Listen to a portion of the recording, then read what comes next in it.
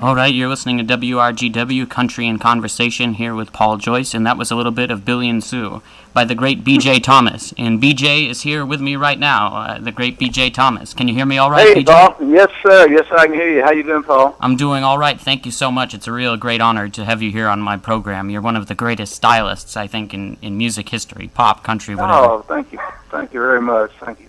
Well, I wonder if I we think. could... No, definitely. I meant it as a compliment. But, so thank you so much for being here, and I guess maybe we could start back at the beginning, if that's all right. I'd like to Sure, get a that's little fine. background information. You bet. So you started out singing in church as a child. So how old were you when you joined the church choir? Well, I was just a kid. It actually wasn't exactly the choir. It was a circumstance.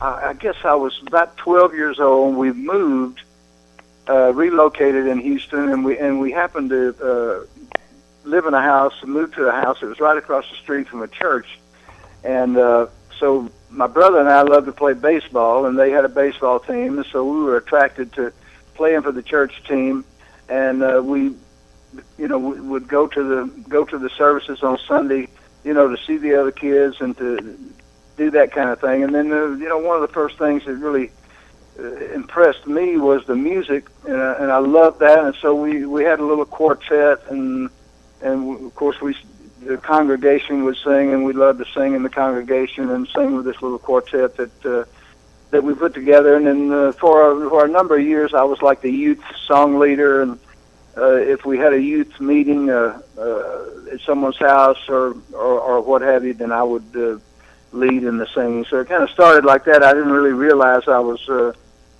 doing anything other than just enjoying the music, and that's basically what it was. Now, would you say it was your older brother that sort of led you to develop your love of music originally? Well, I loved music then, and I had never crossed my mind that I was going to get in a band or anything like that. I mean, I was kind of an introverted kid. I loved to have a good time, but I wasn't about to get up in front of a bunch of people and try to talk or sing or what have you. That never crossed my mind. But my brother had some friends of his who were putting a band together, and they were about my age. And we were all we were 15 or so, 16, something like that. And he took me to their rehearsal or their practice, as they would call it. There was just it was four guys there, and they were looking for a singer. And my brother had told them that I could sing, and he said, "Come on." He said, "My brother Jerry," said, "Get in the car. We're going somewhere." And I said, "Well, where are we going?" He said, "You're gonna go sing with this band." And I said, "Oh no, I'm not gonna sing with a band." And he kind of threatened me with a little physical violence if I didn't get in the car. And so I did. I got in the car and I went over and I sang like a Buddy Holly song with this band, and we hit it right off. And so I became their singer, and that's how it got started. So you grew up in Houston, and so were you listening to country music at the time, or were you listening to more pop? Because that was around the time when rock and roll sort of started too. Well, actually, I got in the band in a little town west of Houston. My dad had moved and started a company with his brothers in this little town.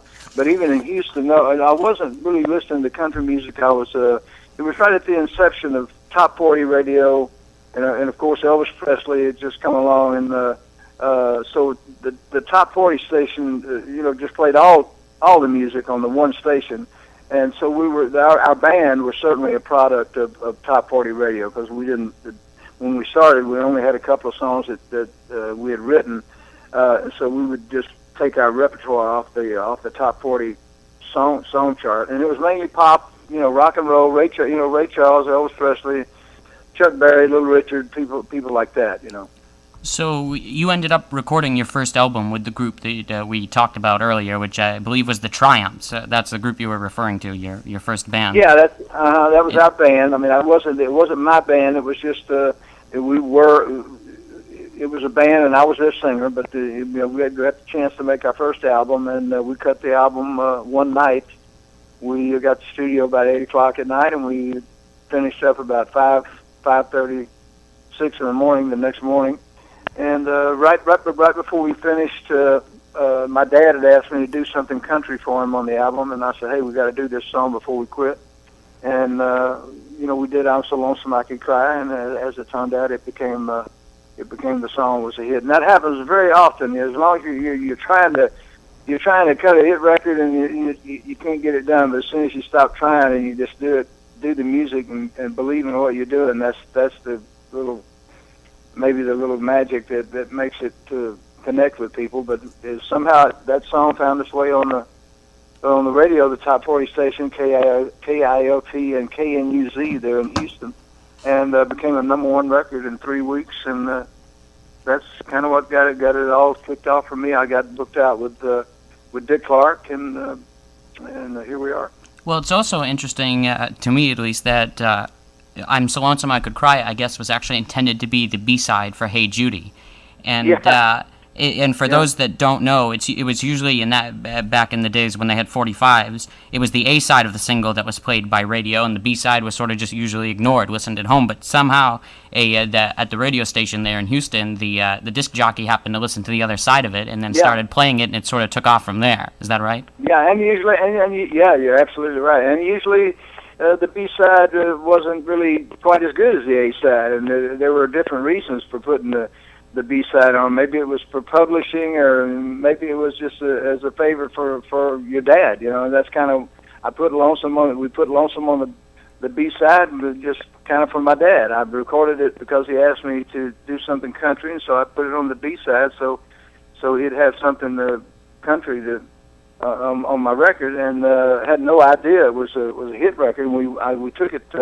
I took it in to Bob White, who was the program director for KIOT, and he played Hey Judy, and he said, and they would play our records every now and then. They'd play them for a week or 10 days, and we'd actually had a few local hit records off of their airplay there, and he said, B, I'm not sure we can play this one, but he said, while you're here, let's listen to the B side, and he turned it over, and by the time he got to the second verse, he said, BJ, I love this song. He took it right into the guy that was on the air, and he started playing it. And as I said, it went #1 right away. And I had a childhood friend of mine by the name of Steve Tyrell, had just gotten a job as a promotion man with Scepter Records in New York City, and he got them to pick my record up. And so next thing I knew, I was on a major independent label. The Scepter had Dionne Warwick, they had Twist and Shout and Louie, and a lot of great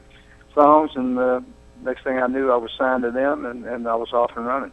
Well, that's perfect that you mentioned that, because I was actually going to ask you how Scepter Records got a hold of your recordings, because you were originally on the Pacemaker label, which was out of Houston, a smaller record label, but they brought... Well, we were on various little smaller labels. I mean, it was like, everywhere you went, there was somebody there who wanted to sign you and make a record on you. And a lot of times you would sign with somebody, make one record or two records with them, and you'd go to the next deal, and you'd make a couple of records there. So that's kind of how it was. And I was friends with a guy, as I mentioned, Steve Tyrell, and he worked for the distributorship.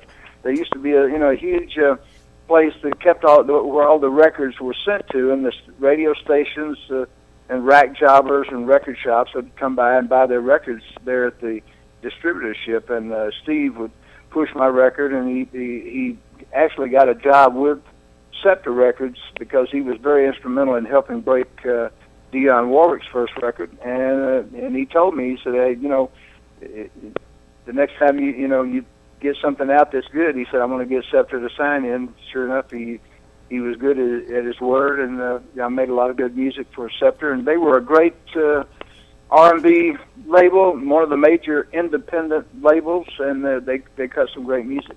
Well, after I'm So Lonesome I Could Cry, after Scepter started distributing it, it went to, the top, it was in the top 10 in the pop chart, so, I mean, that must have felt really great, because you had your big hit record right now, and you mentioned earlier that it led you to working for Dick Clark's roadshow, so you must have felt... Oh, man, I tell you, Paul, it was just unbelievable. I mean, it was hard to believe, really. I mean, it went to number 8 in the top 10, and, next thing, I was on the road with Dick Clark, and it was like, man, it was all the dreams we had. Oh man, maybe one day we'll have a hit record and we'll do this and we'll do that. But